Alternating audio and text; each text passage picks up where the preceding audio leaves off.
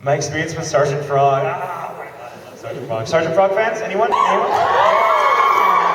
So Sergeant Frog is one of those shows that all of us were like, this is the craziest thing I'd ever worked on up to that point. This is, of course, before Italia. So Italia kind of bests everything for crazy. But I never got to work on such a character voice before. Most of the time when you're in the booth playing characters, it's just kind of some very obvious variation of your own voice. Be it an accent or just maybe it's a little lower, a little higher, but like, Doro is way up here, he talks like this all the time. And that's what we think of more as kind of cartoony, like classical, like Saturday morning cartoony voice, which is fun to get to do because we don't often have the opportunity. And Joel McDonald, the dub director on the show, that was his favorite thing to work on ever, period. And he's done tons of stuff. He's an enormously talented director, actually one of my favorite to work with. And he loves that show. He was that show. Like the studio he works in, here we're like 5-6 years later, still has like Doro is hanging down from the vent like a ninja. And like all these other frog like things going on in there. So every time we walk into Joel, we're like, oh, frog. Yeah. So maybe one day we'll get to record more. But thank you, I love frog. The side. You with the blue and the blonde and the pink bows, and you just looked around and like, oh, me, that's me. So, because you voiced Kyoya, you probably know a lot about him. Do you think he has a death note?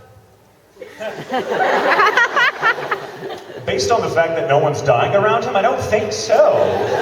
He's constantly writing in there, but I feel if that was a death note, like, the show would be very different.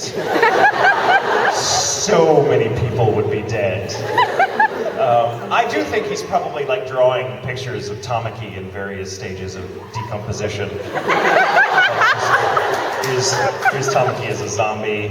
Here's Tamaki on fire. Here's Tamaki in a dress because screw him. I think that's what's going on. I think, and or he's just writing really bad poetry or something. It's a side of himself he would never let anyone know. Why not? It's like fun, right? Yeah, I'll kill you. Thank you. Yeah. The white fedora. Yes, okay. Are you in the local circus and how was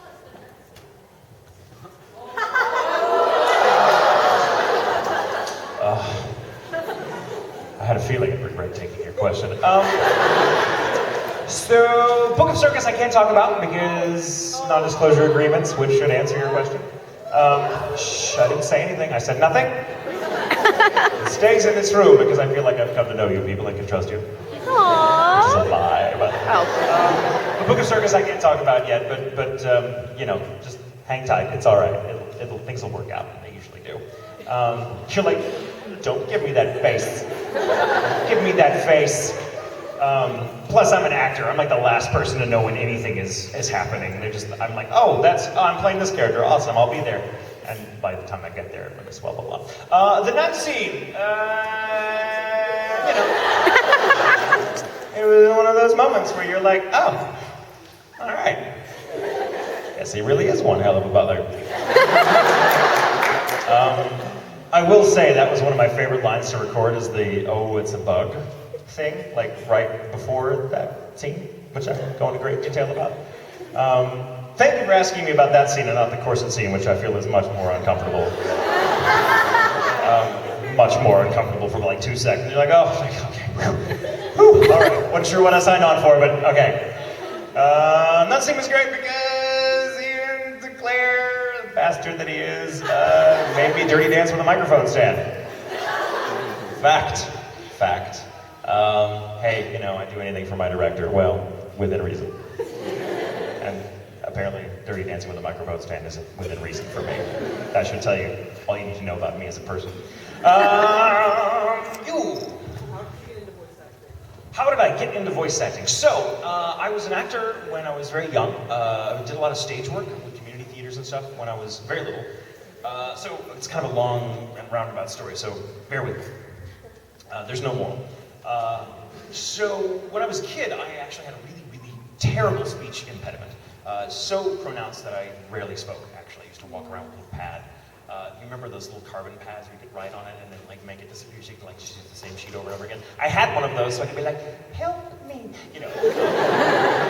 It's useless when you're drowning. Who swims with a pad of paper? But But that my speech impediment was so bad that I almost never spoke, which is I've been making up for lost time ever since. So I had a speech therapist for a number of years who had ties to the theater, and we discovered, weirdly, which is sometimes often the case actually, from what I understand. Has anyone seen The King's Speech? Like a few of you? All right, well, go watch it. It's really good. But in it, he's a stutterer, very bad stutterer. There's a wonderful scene where his Jeffrey Rush, who plays his speech therapist, who's kind of his own kind of weird, quirky guy who has his own techniques and his own ideas about how to get the king to be his voice back. He plays him, he puts headphones on him and plays like a Beethoven symphony at full bore and tells him, just read this line of Shakespeare when you can't hear yourself because you're being drowned out by the music. And he thinks it's ridiculous, but he does it anyway, and he records it. And then he storms out later, and he's like, this is ridiculous, I'm never doing this again, you don't know, you're a quack. And then he gives him a pressing of the record with him, and he plays it, and for the first time he hears himself saying something, like delivering this wonderful soliloquy from Hamlet without stuttering at all, because he couldn't hear himself, or because he was focused on the music or whatever. They were sort of rewiring his circuitry to not focus on his own voice and rather just focus on the words. And that was kind of my experience with my brilliant speech pathologist growing up, because she found that if I had a script to work off of, or a poetry or something I could commit to memory and recite, my speech impediment tended to disappear. So I thought, awesome. And she had ties to the theater and encouraged me to go out and get parts here and there. And so I fell in love with acting because drama literally gave me my voice. And I just loved being on stage because I felt like I can speak more confidently, and if I'm another character, and I can learn things about myself in the process, because this character, after all, is just us, and it resonates with an audience, blah, blah, blah, and you get to have the great honor of telling their story, yada, yada, yada. As I got older, I decided to pursue another career path because I thought acting was great and fun and wonderful to do on the side, but I didn't believe one could make a living at it, unless you were incredibly lucky. So I kind of turned my back on it for a while. I was like, I'm going to pursue this safer avenue. And I did. I had a whole other career for about 10 years. I worked in marketing, which I was dreadful at, by the way. And it just so happened that acting found me again. I had a friend, Christopher Bevins, the wonderful and brilliant director, actor, writer himself, works at Funimation. He's been there for like 15 years now. And he and I were friends. We'd been friends for several years at that time, and we were kind of fellow comic book nerds together. We spent many a night crashed on my couch with like my pet cat on his face after arguments about who would win in a fight, Batman or Iron Man. Iron Man. And he was just a cool guy, and I knew what he did. He worked with the Dragon Ball folks up at Funimation. I was like, that's really cool, because I was a big anime fan too. But I never I had a great voice.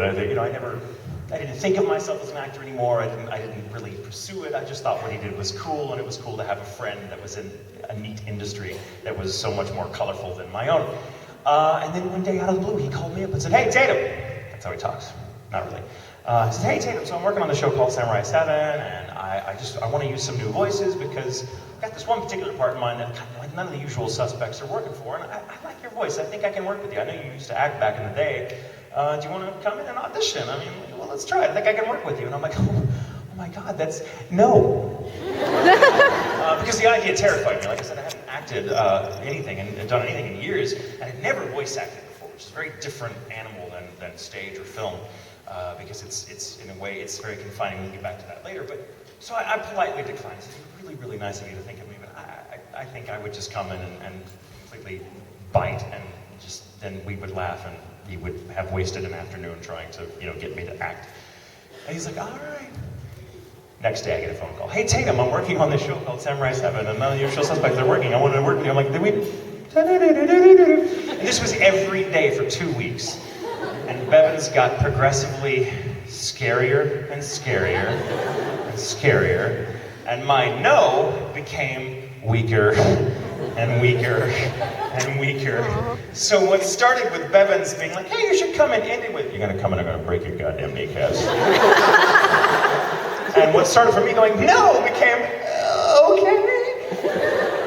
So under protest, I went into Funimation on a Sunday afternoon, nervous as hell, thinking, I have no frame of reference for what this is going to be like. I have never been on mic before. I have never had to sort of dim it, your performance, because on stage you're very big. You have to be so the person in the back row can see you and hear you and feel feel your emotion.